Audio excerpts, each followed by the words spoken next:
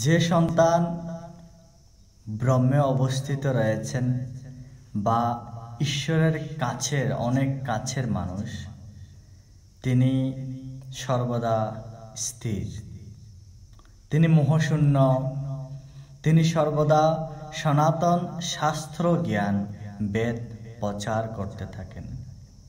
তার কাছে প্রিয় বস্তুর কোনো মোহ নেই বা অপ্রিয় বস্তুর প্রাপ্তিতে কোনো ধরনের বিচলতা তার মাঝে দেখা যায় না।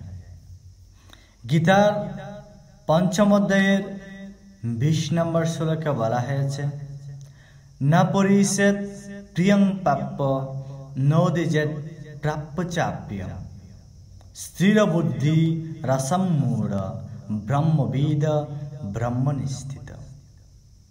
হ্যাঁ সনাতনী সন্তান, যে ব্যক্তি প্রিয় বস্তু প্রাপ্তিতে উৎফুল্ল হন না এবং অপ্রিয় বস্তু প্রাপ্তিতে বিচলিত হন না, যিনি স্থির বুদ্ধি, যিনি মোহশূন্য এবং যিনি ভগবত তত্ত্ববেত্তা, তিনি ব্রহ্মতে অবস্থিত রয়েছেন।